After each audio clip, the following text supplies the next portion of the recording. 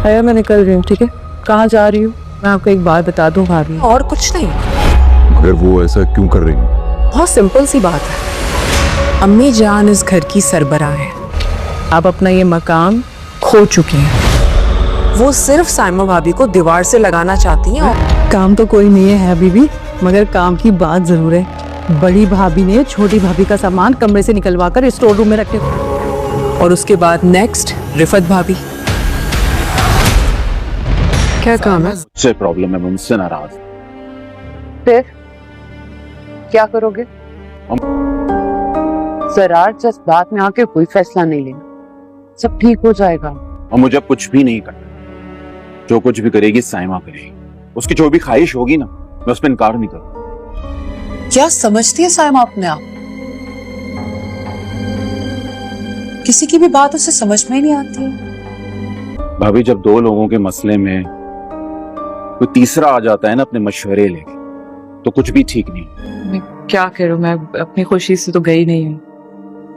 घर में हालात ही ऐसे हो गए थे कि मुझे जाना पड़ा। और भाभी, वो जो आप सॉरी कहने का सोच रही थी ना, उसका टाइम भी अब जा चुका है।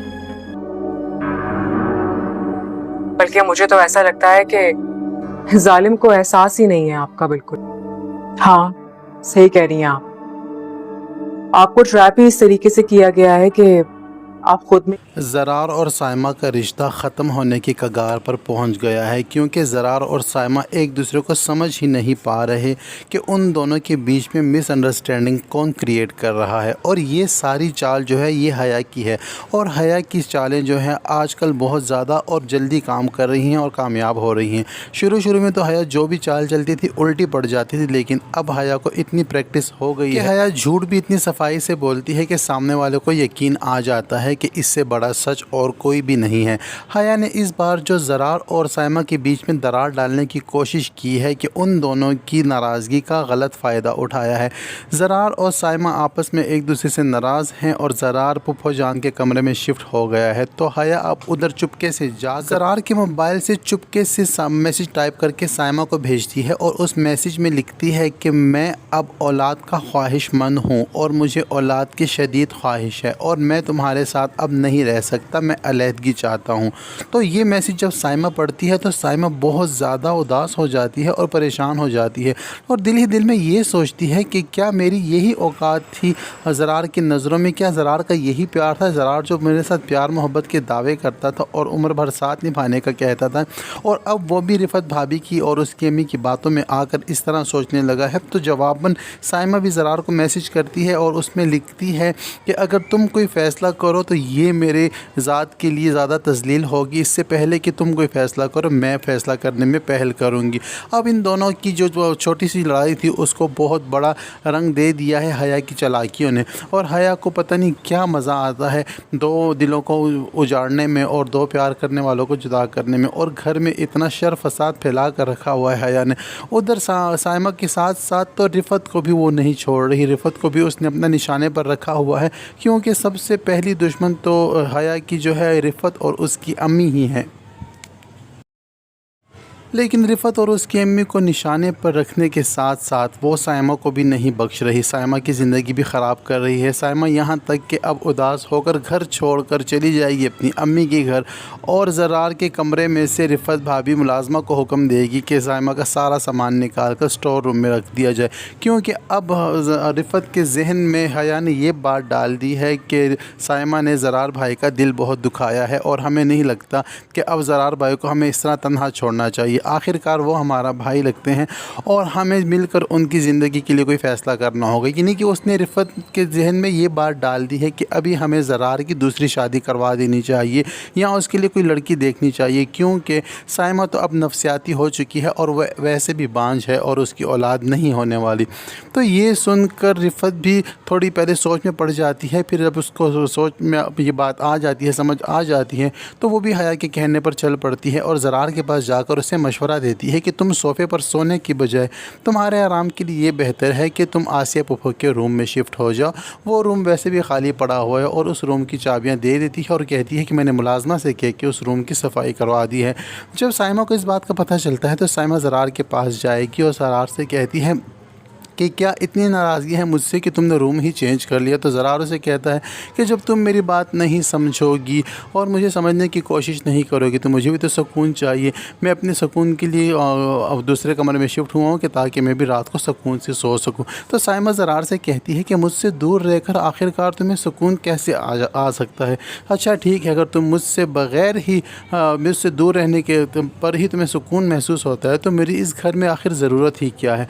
बच्चे तो मेरे वैसे भी नहीं हैं और शौहर मेरे तुम हो, तुम्हारी खातिर मैं इस घर में बैठी हुई हूँ और तुमने भी मुझसे अपना कमरा अलहदा कर लिया है और दूसरे कमरे में शिफ्ट हो गए हो, तो लिहाजा मेरा इस घर में रहने का कोई जवाज़ बनता ही नहीं है। तो साइमा तो ऑलरेडी से अपना सामान पैक करके बैठी हुई है, बस अपना सूटकेस उठाएगी और घर वालों को के सामने हया को बताते हुए कि मैं घर से जा रही हूँ, वहाँ से चली जाएगी। जब रिफ़त सवाल पूछेगी तो साइमा रिफ़त से कहेगी कि आपको कोई भी हक़ नहीं पहुँचता मुझसे किसी किस्म के भी सवाल करने का।